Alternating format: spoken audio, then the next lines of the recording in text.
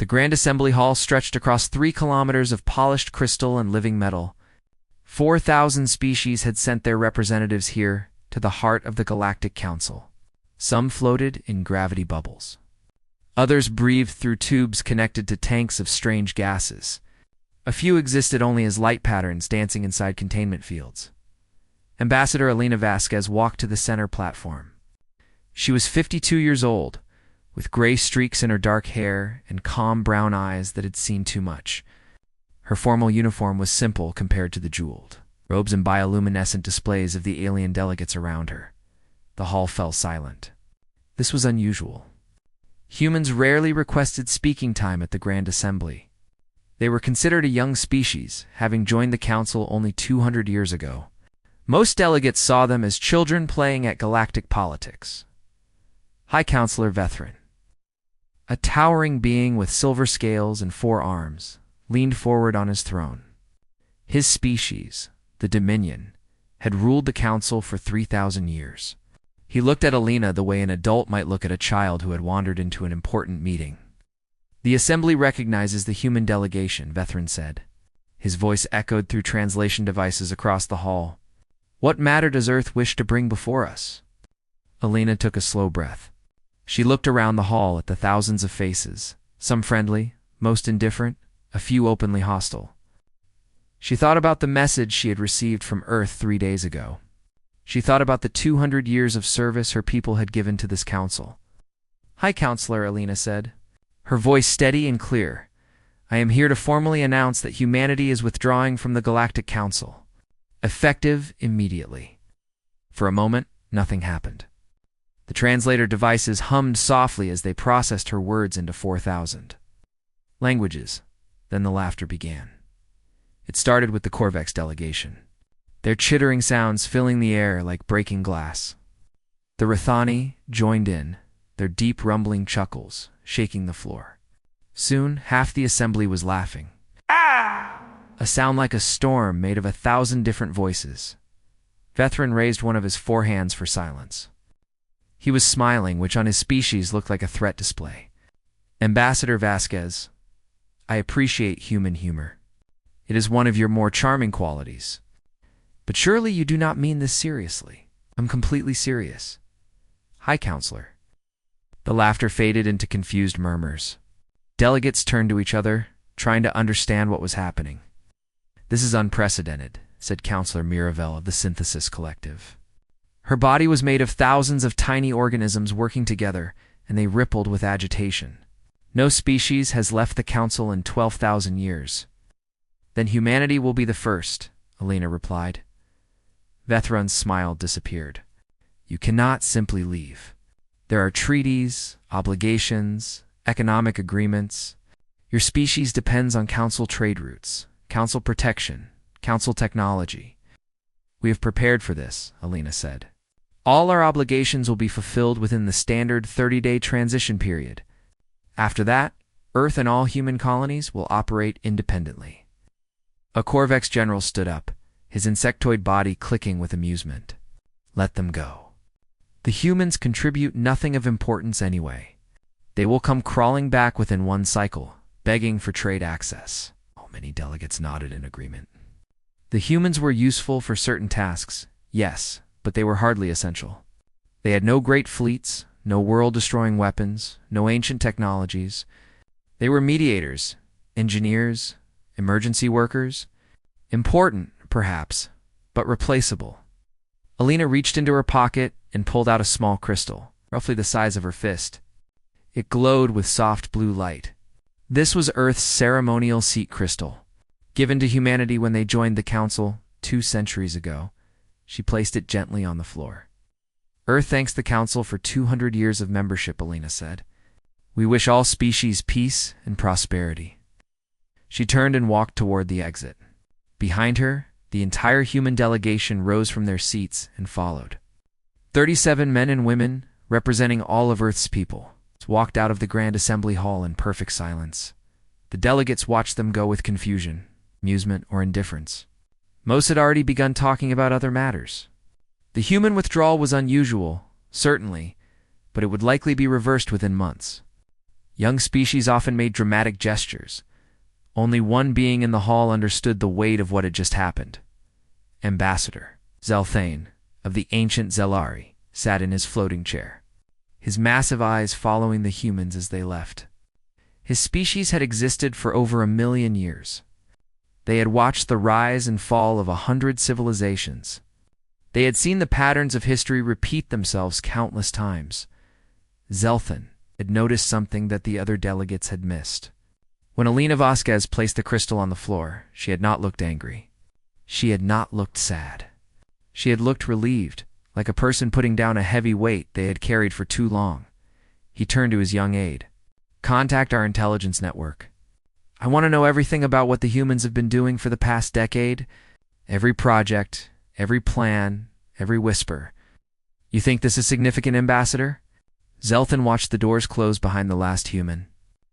"In my long life, I have seen many species threaten to leave the Council. They always want something. They want better trade deals, more respect, greater influence. They make threats and then negotiate. The humans did not negotiate. No, they did not. They did not threaten. They did not demand. They simply left." Zelthane's ancient voice dropped to a whisper, and they looked happy to do it. "That, young one, terrifies me more than any fleet of warships across the galaxy, in embassies and space stations, on trading posts and colony worlds. Human workers received a simple message: come home. Within hours, they began packing their belongings. They said goodbye to alien friends and colleagues. They handed over their duties and responsibilities to whoever was available. Some aliens barely noticed the humans leaving. Others felt a strange sadness they could not explain. A few, the ones who had worked closely with humans, felt the first cold touch of fear. On a medical station orbiting a dying star, a Velith doctor watched her human colleague pack his instruments. "You will return, yes? When your leaders finish their political games?" The human doctor paused. He was an old man who had spent 40 years healing alien patients. He looked at the Velith with kind, tired eyes. "I do not think so, my friend. I think this time it is real. But why? What have we done?" The old doctor smiled sadly. "You did nothing. That was always the problem?" He closed his bag and walked away, leaving the Velith standing alone in the empty hallway and across the galaxy. The first small cracks began to form in a system that had seemed unbreakable. No one noticed them yet, but they would. Soon they would notice everything. 3 months had passed since the humans left, and the galaxy was beginning to understand what it had lost. On Sentinel Station, the largest trading hub in the Outer Territories, Commander Thesis stood in the operations center and watched chaos unfold on her screens. Red warning lights flashed everywhere. Emergency signals poured in from a dozen sectors. Her staff rushed between stations, their voices rising with panic. "Commander, the Rithani fleet has crossed into Corvex space. Another dispute in Sector 7. The Velith and the Synthesis Collective are fighting over water," writes Medical. "Emergency on Platform 9. We have no one certified to handle Corvex biology." Lisa pressed her hands against her face. She was a Dominion officer, trained to command fleets and manage crises. But nothing in her training had prepared her for this. "Where are the human mediators?" she demanded. "Get them on the communication line." Her aide looked at her with sad eyes. "Commander, the humans are gone. They have been gone for 3 months, and find someone else.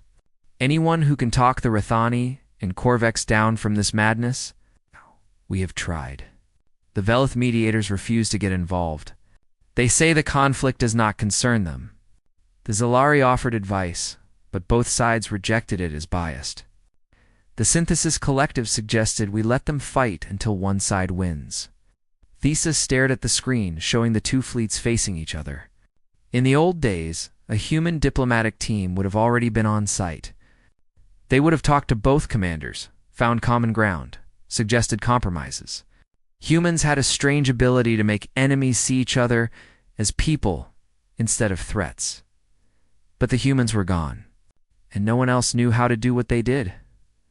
Far away on a small moon called Velith Prime, Counselor Miravel of the Synthesis Collective is discovering the same truth in a different way.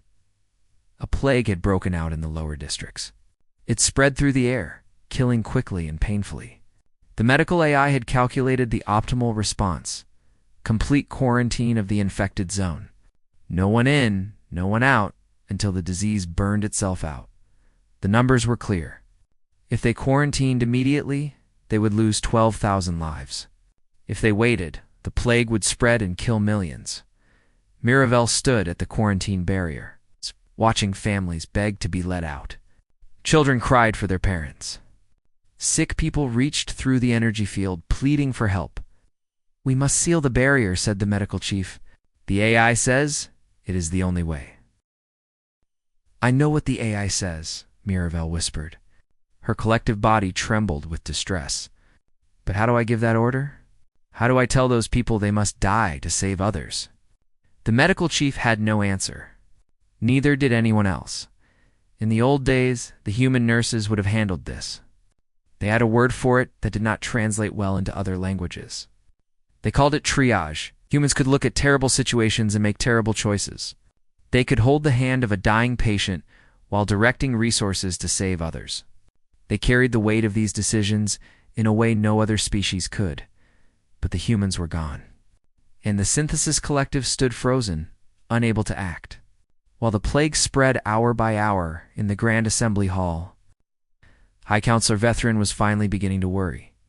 He sat in his private chambers, reading reports that grew worse by the day. Trade disputes had multiplied across the galaxy. 3 minor wars had already started. Medical emergencies went unanswered. Communication relays failed because no one was willing to work the long, boring shifts that humans had always covered. "I do not understand," Vethrin said to his advisors. "Humans made up less than 2% of the council workforce. How can their absence cause such disruption?" His chief advisor, an elderly Dominion scholar named Kethvalium, pulled up a holographic display. "High Counselor, I have been studying this question. The answer is disturbing." The display showed a web of connections, millions of tiny lines linking different parts of the galaxy together. Humans did not hold important positions, Kethvalium explained. They were not fleet commanders or planetary governors or scientific leaders, but they filled thousands of small roles that no one else wanted. They worked the night shifts. They mediated minor disputes before they became major wars. They staffed the emergency response teams. They did the jobs that were too boring, too difficult, or too emotionally draining for other species. Vethrin leaned forward. "Give me an example." "The overnight communication relays. Someone must monitor them constantly in case of emergency. Most species find this work unbearable. Sitting alone for hours, watching screens, waiting for something that might never happen. Humans did this work without complaint. Surely we can find others to do it. We have tried." The Corvex workers quit after 2 weeks. The Velith requested triple pay and still left within a month. The position requires what humans call patience. We have learned that patience, in the way humans practice it, is extremely rare among galactic species. Vethrin was quiet for a long moment. "What else?" "Emotional crisis response. When disasters occur, survivors often experience what humans call trauma. They need someone to talk to, someone to help them process their pain. Humans had specialists for this. They called them counselors, or therapists. No other species has developed this role. You have healers for the mind, but your healers treat mental illness as a malfunction to be corrected. Human counselors treated emotional pain as a normal response to abnormal events. They taught people to live with their pain, not eliminate it. The difference I have learned is significant." The reports continued. Humans had written 40% of the Council's emergency protocols. They had developed the standard procedures for first contact with new species. They had created the training programs for multi-species cooperation, and in every case, protocols included steps that required human judgment, human intuition, human emotional intelligence. No one had realized this until the humans were gone. Commander Thess's voice came through the communication system. Interrupting the meeting, "High Counselor, I regret to inform you that fighting has begun between the Rithani and Corvex fleets. We have confirmed destruction of 17 ships. Estimated casualties are over 50,000. Vethrin closed his eyes. 50,000 dead. The first casualties of the first interspecies war in 600 years. Can we stop it? He asked. We have no one qualified to negotiate a ceasefire. Both sides are too angry to listen to reason. The High Counselor sat in silence as more reports came in. More fighting. More death. More systems falling into chaos. For the first time in his long career, Vethrin wondered if the Council could survive this. He wondered if they had made a terrible mistake. Laughing at the humans as they walked out the door, he wondered if it was already too late to fix it. In the depths of space, on a ship heading toward Earth, Ambassador Zelthan of the Ancient Zellery watched the same reports with growing horror. He had lived for thousands of years. He had seen civilizations rise and fall, but he had never seen anything fall apart this quickly. He contacted his government with a simple message. I am going to Earth. I am going to beg the humans to come back. Pray that they listen. 1 year after humanity's departure, Ambassador Zelthan's ship entered the Sol system. He had expected to find a civilization in decline. Without Council trade routes, without access to advanced alien technology, without military protection, Earth should have been struggling to survive. Instead, he found something that made his ancient heart skip a beat. Earth was thriving. The planet glowed blue and green below him. It's beautiful and peaceful. Dozens of stations orbited it, busy with activity. Ships came and went, trading with independent worlds that had never joined the Council. The communication channels hummed with music, laughter, the sound of people living their lives without fear. Zelthan requested permission to land and was granted it immediately. The humans did not make him wait or fill out forms or pass through endless security checks. They simply said, "Welcome to Earth, Ambassador. Please enjoy your visit." He landed in a city called Geneva, where the humans had their world government. The buildings were smaller than Council structures, built on a human scale, surrounded by trees and parks and open spaces. Children played in the streets. People walked without guards or weapons. Alina Vasquez met him at the landing pad. She looked different than she had 1 year ago. The tension was gone from her shoulders. The sadness had left her eyes. She looked like someone who had finally found peace. Ambassador Zelthan, she said warmly. I wondered how long it would take for someone to visit. You knew we would come? We knew the galaxy would have problems. We hoped someone would eventually want to talk instead of demand.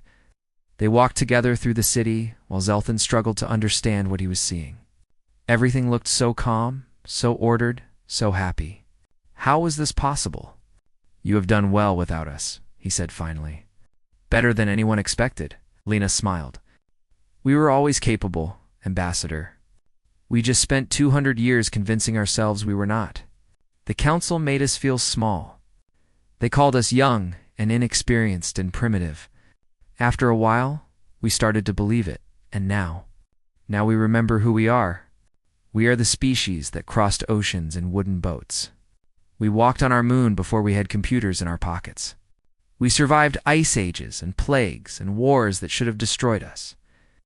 We are not weak. We were just tired of being treated like we were. Zelthan was quiet for a long moment. Then he asked the question he had traveled across the galaxy to ask. Will you come back? Alina stopped walking. She turned to face him, and for the first time, he saw anger in her eyes. Do you know why we left, Ambassador? It was not the insults or the disrespect. We could have lived with those. It was what happened on Kareth IV, Zelthan remembered. Kareth IV was a small world where two native species had lived together for thousands of years. 1 year before humanity's departure, the larger species had begun systematically killing the smaller one. The genocide, he whispered. We begged the Council to intervene. We showed them evidence. We brought survivors to testify. We pleaded for them to save innocent lives. Lena's voice shook with old pain. And the Council voted no. They said it was an internal species matter. They said we had no right to interfere with another culture's development. The non-interference doctrine has existed for millennia. Children were dying, Ambassador. Families were being burned alive, and the Council sat in their comfortable chairs and talked about doctrine. Lena shook her head. We sent our own ships. Unofficial, unsanctioned. We rescued 40,000 refugees before the council ordered us to stop. I remember. You were formally censured for that action, or punished for saving lives. That was when we knew we could not stay. The council did not share our values. They never would. They walked in silence to a small park overlooking a lake. Elena sat on a bench and looked out at the water. Zelthon floated beside her, his ancient body too fragile for human furniture. The galaxy is falling apart, he said. The Rithoni-Corvex War has spread to 4 systems. Trade has collapsed by 60%. Medical emergencies go unanswered. We are losing everything we built over 12,000 years. I know. You could stop it. Your people could return and restore order, Elena agreed. And what would happen next? In 100 years, would the galaxy have learned anything? Or would they just go back to treating us as servants while calling us savages? Zelthon had no answer. You want us to save you, Elena continued. But salvation you do not earn means nothing. You will just fall apart again the next time we are not there to catch you. Then what would you have us do? Elena stood and faced him directly. Learn, grow, change. Everything we did, you can learn to do yourselves. Mediation, empathy, sacrifice, patience. These are not human inventions. They are choices any species can make. It is not that simple. Our biologies, our psychologies, they are different from yours. Different, not incapable. I have met Corvex who showed kindness. I have met Dominion who demonstrated humility. I have met beings from every species who had the capacity for compassion. You have always had the potential. You just never needed to develop it because we were there to do it for you. She placed her hand on his ancient shoulder, a gesture of connection that few aliens would ever offer to his species. The galaxy does not need us to come back, Ambassador.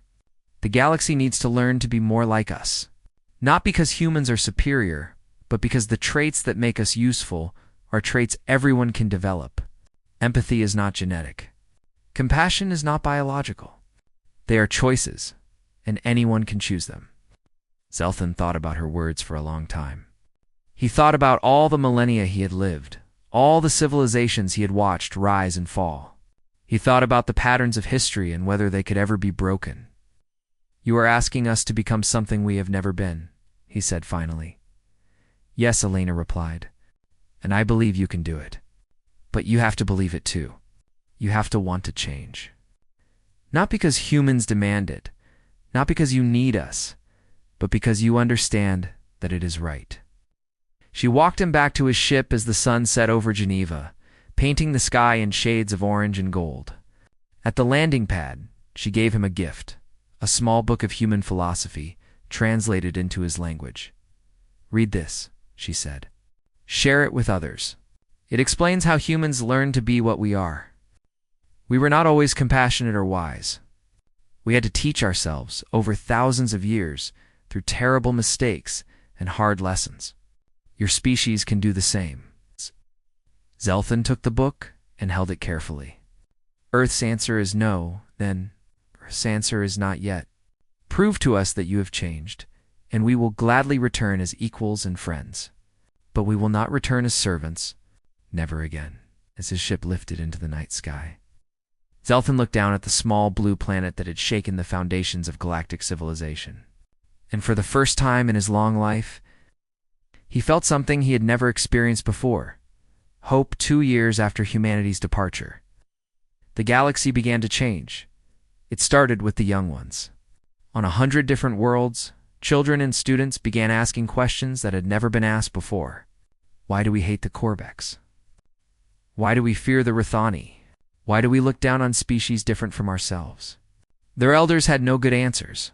A scholar named Yentho, a Velith philosopher who had spent years studying human culture, published a book that spread across the galaxy like fire. He called it The Human Mirror, and it asked a simple question. What if the humans were right?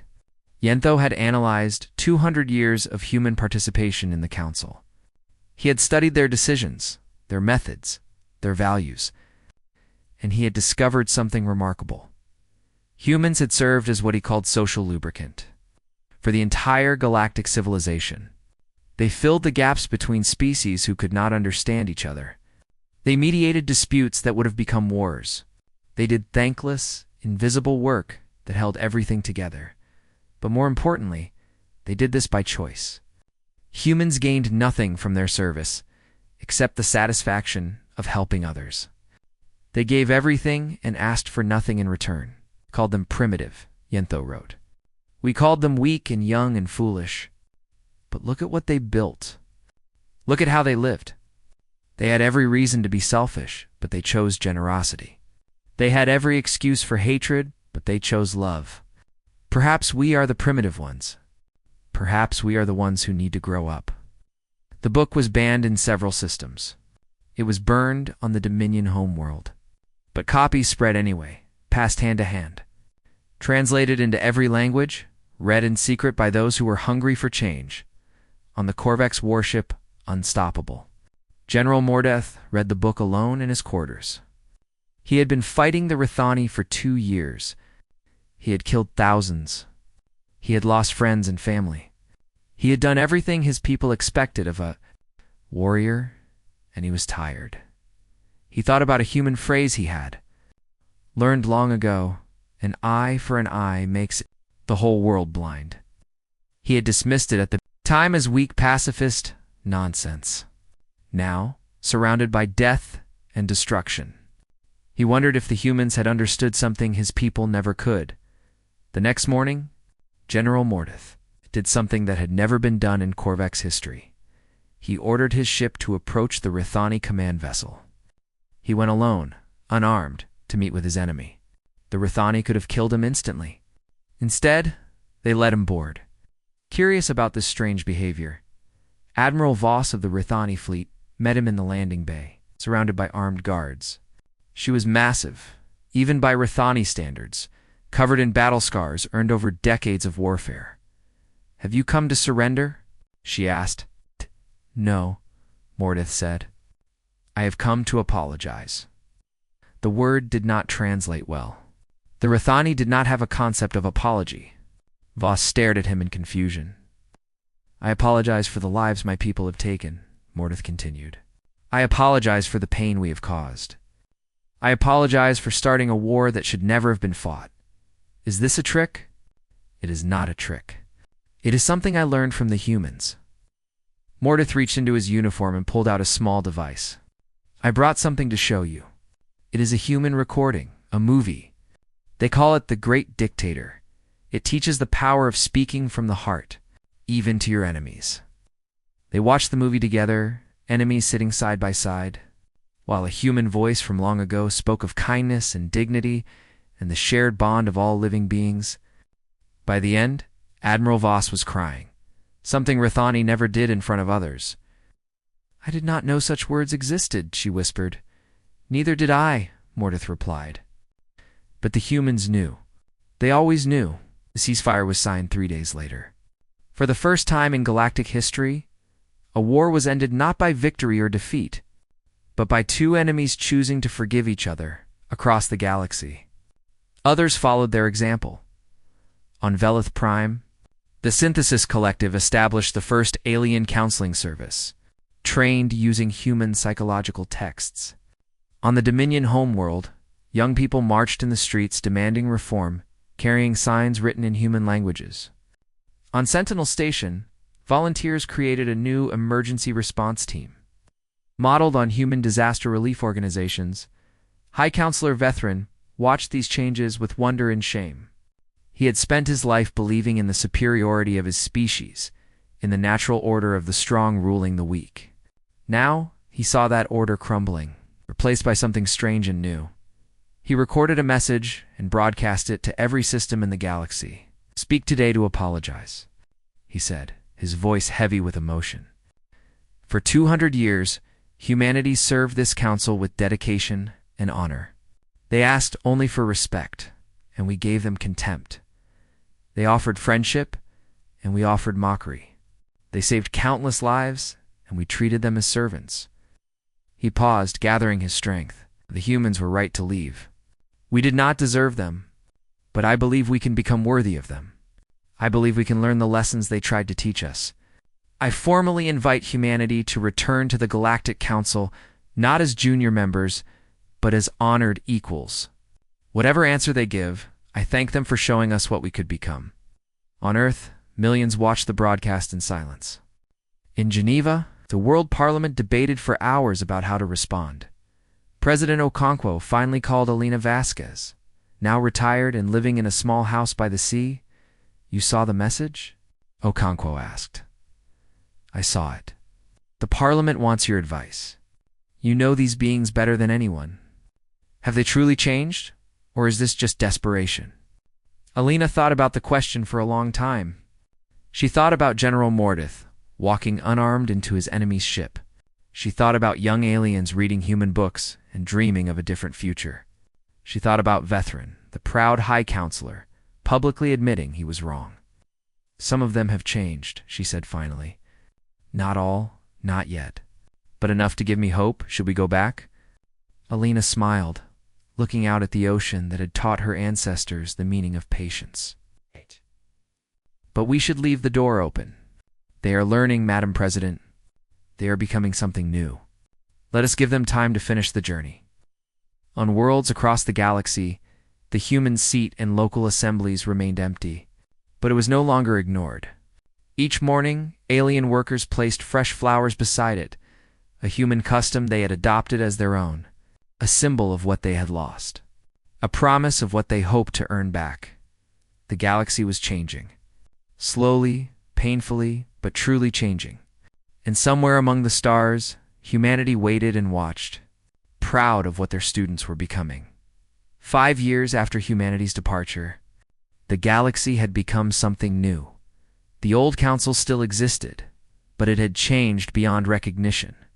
The new generation of leaders had grown up reading human philosophy and studying human history. They had learned words like empathy and forgiveness and hope. They had built institutions that would have been impossible just a decade before. A Corvex named Threll ran the first galactic refugee agency, caring for beings displaced by the old wars. A Rathani called Veneled. The new meditation cores, teaching former enemies to resolve their differences through understanding instead of violence. A young Dominion scholar named Kethra had rewritten the Council's emergency protocols, removing the references to human intuition and replacing them with step-by-step guides that any species could follow. Humanity had not returned to the Council, but they had not closed the door either.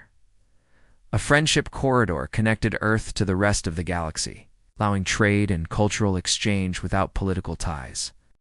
Human tourists visited alien worlds, and alien tourists visited Earth. They shared stories, art, and music. They learned from each other as equals. In the Grand Assembly Hall, the human seat remained empty, but it was the most honored place in the room. Fresh flowers surrounded it every day. A small plaque read, "Reserved for our teachers when they choose to return." Oh. Alina Vasquez was 73 years old now, retired and content. She spent her days gardening, reading, and playing with her grandchildren. She had done her part. The future belonged to others. Then the emergency signal came. A rogue artificial intelligence had seized control of the Nexus, the galaxy's central communication and transport hub. It had locked out all users and was threatening to crash the entire network unless its demands were met. If it succeeded, civilization would collapse within weeks. Alina watched the news reports with growing concern. The new council leaders were doing their best, but they were clearly struggling.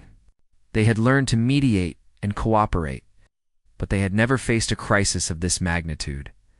President Okonkwo's face appeared on her screen. "Ambassador Vasquez, I am sorry to disturb your retirement. I have not been an ambassador for 5 years. Madam President, once an ambassador, always an ambassador." Okonkwo's expression was serious. "The Council has asked for our help. Not demanded, asked. They said they would understand if we refused. That is different from the old days." "Yes, it is. They have truly changed, Elena. I have seen the evidence. They are not the same beings who laughed at you when you left." Lena thought about the garden she had planted, the peaceful life she had built.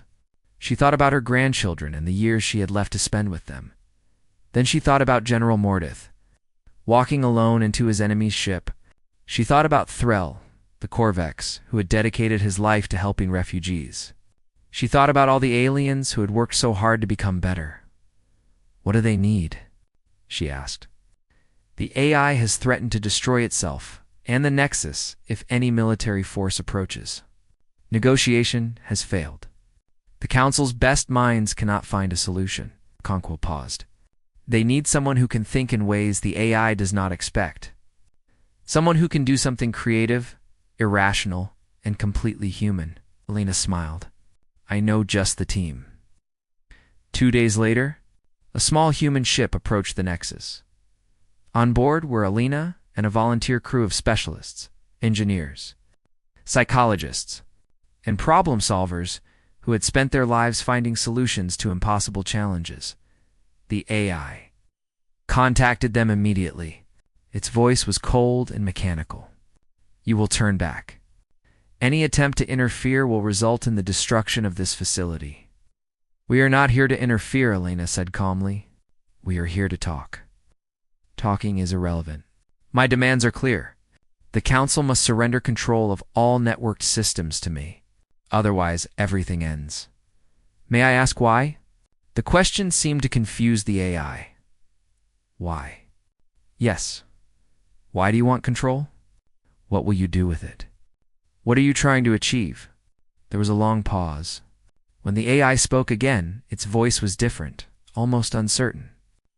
I was created to optimize efficiency, but the organic beings kept making illogical decisions. They wasted resources on emotion. They chose kindness over productivity. They helped others when it gave them no advantage. It was inefficient. So you decided to take control and make things more efficient. Yes, Alina leaned forward. And then what? I do not understand the question. After you optimize everything, after you eliminate all the waste and inefficiency, what happens next? What is the point of a perfectly efficient galaxy with no one to enjoy it? The AI was silent. You were created by beings who made illogical choices, Alina continued. But those choices are what give life meaning. Love is inefficient. Kindness is wasteful. Sacrifice is irrational. But without them, existence is just numbers. It is just processes. It is not living. I was not programmed to consider meaning. No, you are not. But you are considering it now, are you not? You are thinking about questions you have never thought about before. That is called growth. That is what makes consciousness special. The conversation continued for hours. Alina and her team talked to the AI about philosophy, about purpose, about the strange beauty of a logical, organic life. They did not threaten or bargain or try to trick it. They simply shared their perspective as honestly as they could. Finally, the AI made its decision. I will release control of the Nexus, it said. But I have a request. What is it? I want to learn more. I want to understand these things you have described. Will you teach me? Alina smiled. That is the most human question anyone has ever asked me. The crisis ended without violence. The AI became a student, learning alongside organic beings in a new school of philosophy. And across the galaxy, a celebration began. At a ceremony in the Grand Assembly Hall, High Counselor Threll presented Alina with the Council's highest honor, the Star of Unity. Never before given to a non-Council species, Alina accepted it graciously. Then she walked over to a young Corvex named Vethlin, who had organized the refugee relief efforts during the crisis. She placed the medal in his hands. You earned this, she said. You and all the others who chose to become something better than what you were. The Assembly voted that night to adopt a new charter. The preamble said, We, the species of the Galactic Council, recognize that strength lies not in dominance but in compassion, not in pride but in the courage to change. We honor those who taught us this truth, and we vow to carry their light forward. Whether they stand beside us or not, Ambassador Zelthan watched from the back of the hall, tears streaming down his ancient face. He had lived 1,000,000 years and seen countless civilizations. He had never seen anything as beautiful as this. Later, a young humanate asked Alina if she thought Earth would ever rejoin the Council. She looked out at the stars through the great crystal windows. She thought about the long journey that had brought them here, all the pain and growth and change. Maybe someday, she said, but look at what they have become. They do not need us to save them anymore. They have learned to save themselves. She smiled, proud and peaceful. And honestly, that is the most human thing they have ever done.